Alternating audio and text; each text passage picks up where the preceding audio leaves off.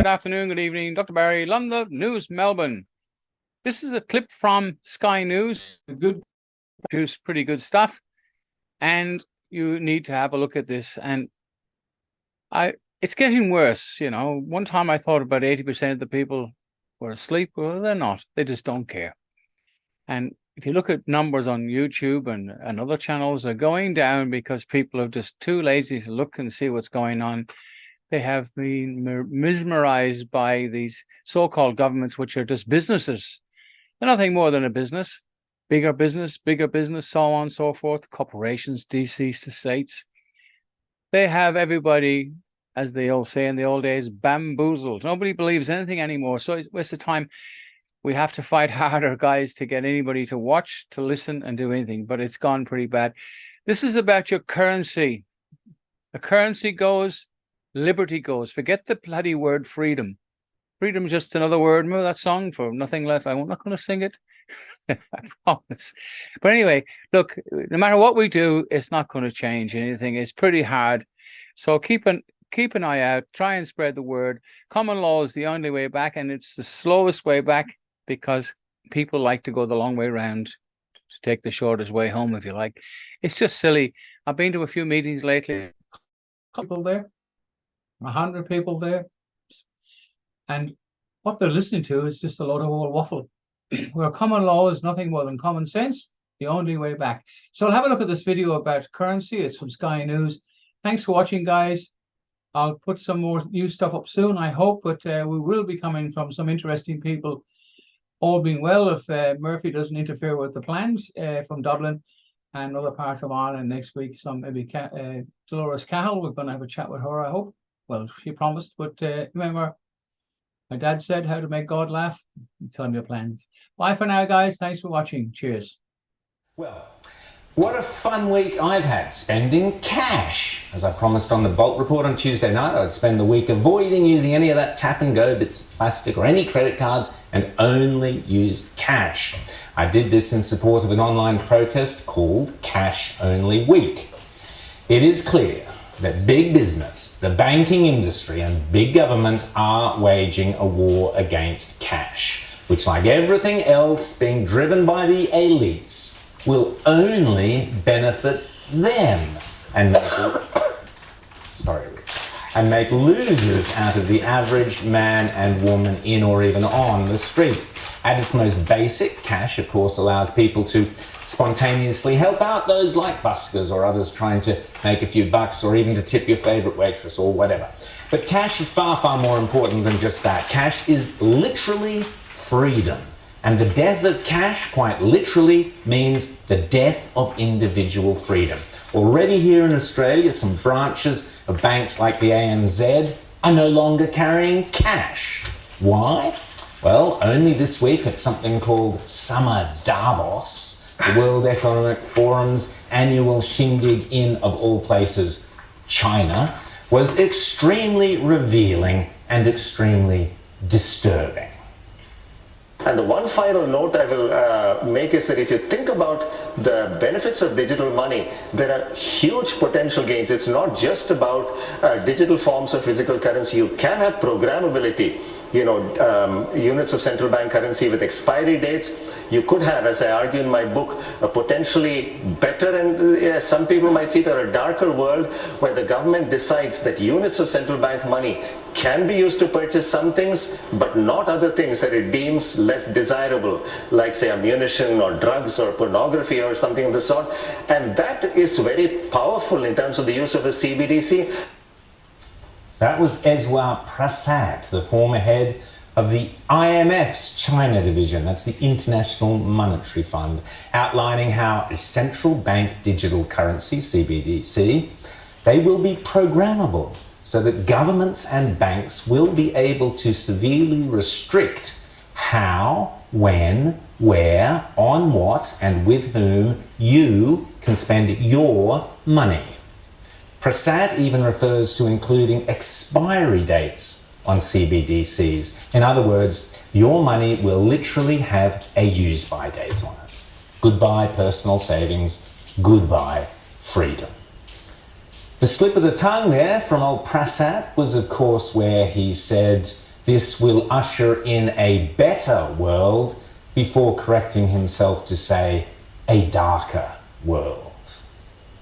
Rack off, Eswar, I say. So I've spent the entire week just using cash, and wow, what an eye-opener. In my local store, where I pulled out my $50 note, the owner said, "Thank goodness, I wish more people would use cash. We lose a fortune on all these cards." At my local butcher's, my regular order was cheaper with cash, and I realised that they are automatically adding an extra amount on for every time you tap and go. I then went to a Woolworths Metro store, and the teller wouldn't even accept my cash with her hands. Instead, I had to go through this ridiculous rigmarole of putting the $20 bill into a slot in front of her, which then went through. When the waited around, she did it, this, whatever, then she processed the change, and then I had to pick the change up out of another slot. This is madness. Last year, Married at First Sight star Hayley Vernon took to social media saying she would never eat at Nando's again after they refused to take her cash. Actually, I don't think I've ever eaten in Nando's, or certainly not in the last 20 years, so that one won't be too hard for me to stick to as well. But on a serious note, it's clear that there is now a concerted attempt around the world to put an end to cash. And like all our freedoms, if we don't fight for the freedom of cash now, don't turn around and complain when it is all gone. Use it or lose it. Places like New Jersey, Massachusetts, Rhode Island have already passed laws that small businesses must accept cash, and North Carolina and Chicago are proposing similar laws. We need those laws here in Australia. Let's not forget, if our so-called democratic governments have draconian authoritarian powers, they will use them, as we saw repeatedly during COVID. The Canadian government, for example, did not hesitate to turn off the cash to basically starve the trucker vaccine protesters. And I have no doubt certain governments here would do exactly the same if we let them.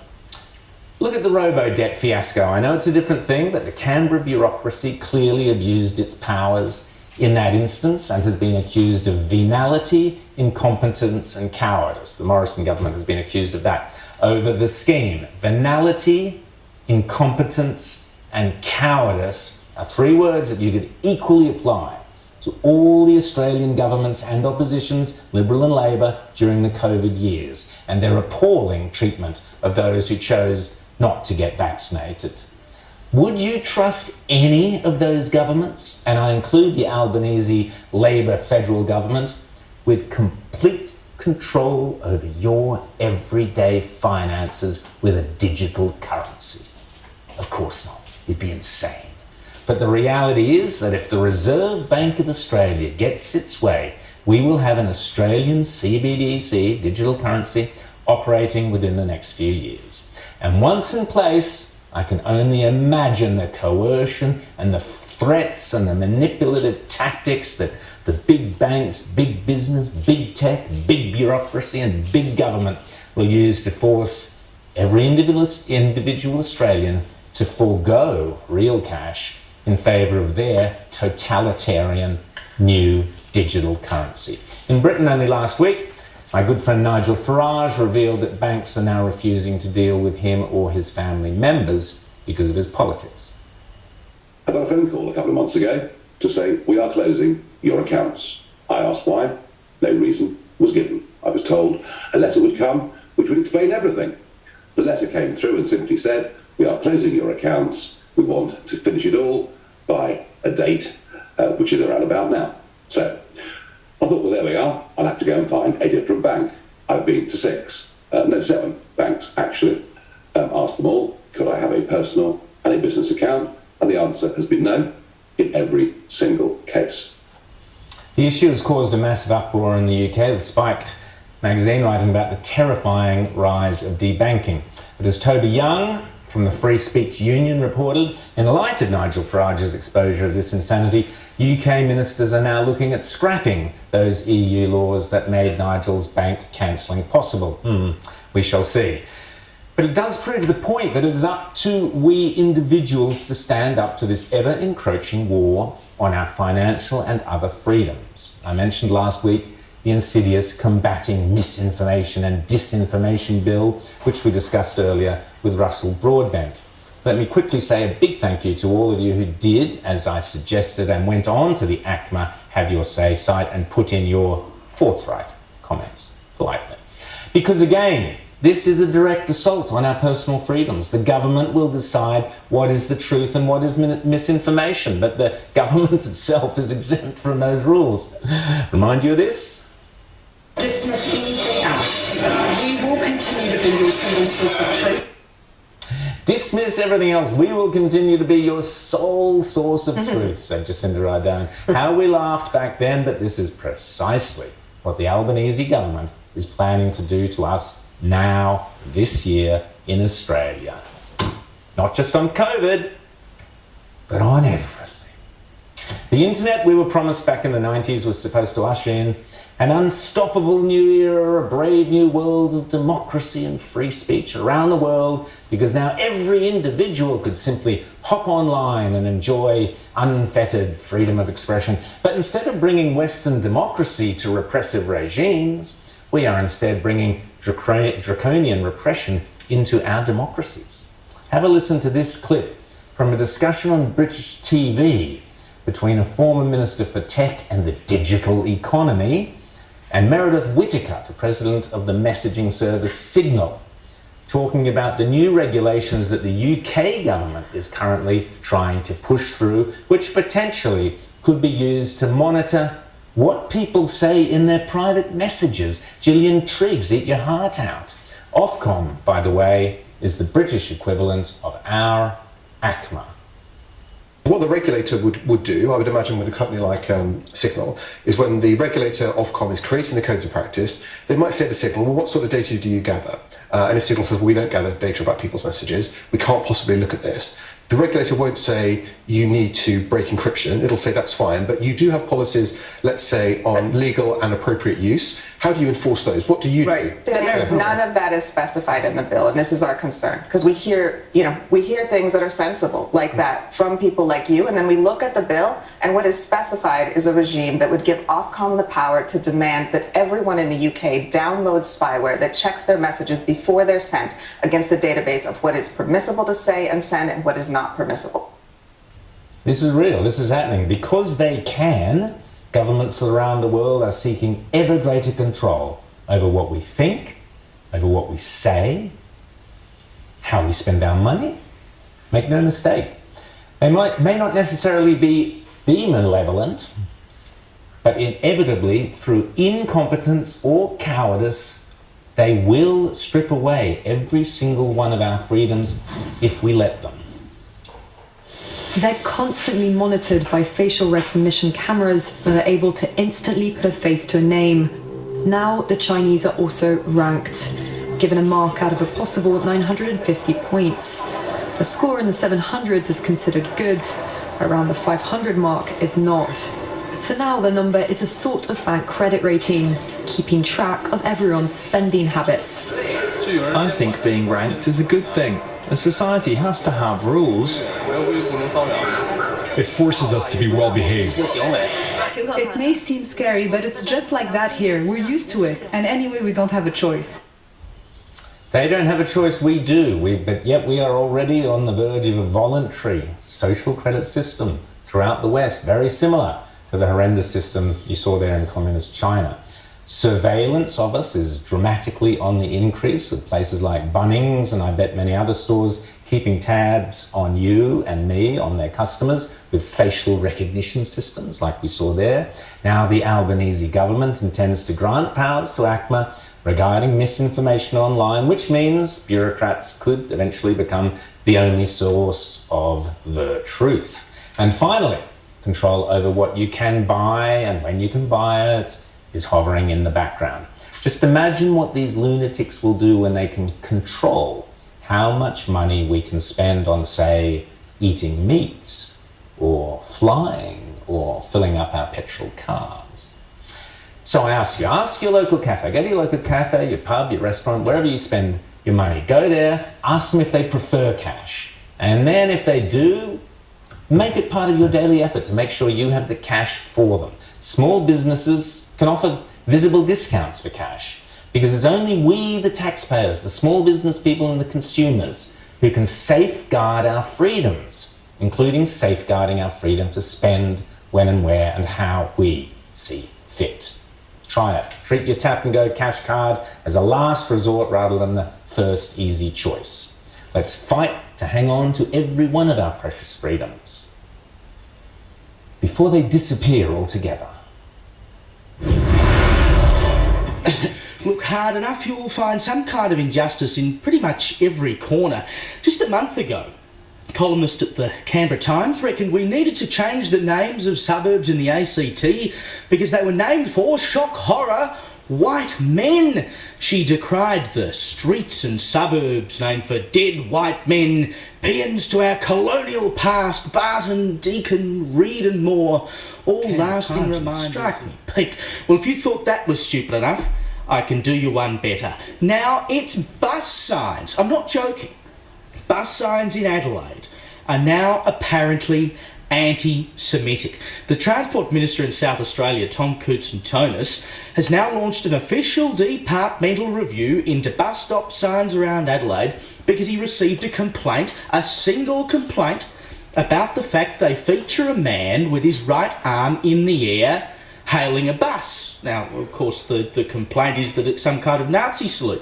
The biggest problem I can see is that the little man on the bus stop is actually hailing the bus from the right-hand side of the road, which, of course, you can't do in Australia because we drive on the left-hand side. I mean, you know, that was a bit of an oversight. But can anyone actually look at that little fella right there, just trying to catch the bus from the wrong side of the road, he's a bit of a duffer, and think, hold up a second, he's a Nazi?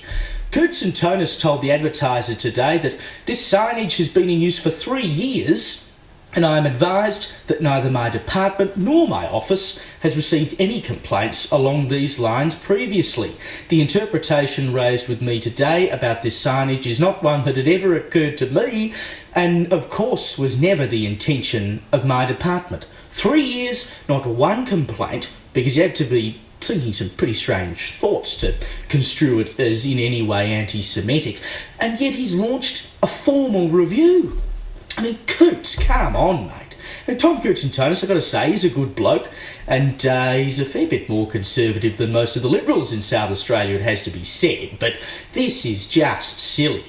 Now, this complaint came from Adelaide Jewish community leader Norman Schuler, who said, "We have some survivors in Adelaide, that's of the Holocaust, and if they saw these reincarnations, I can imagine what they might think." Now, Schuler does a lot of good work, no doubt about that.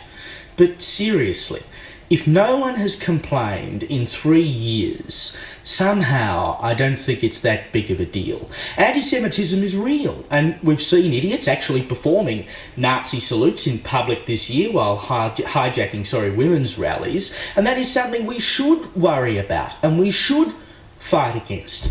But bus stops, please. Now bear this in mind next time the Reserve Bank decides to jack up interest rates.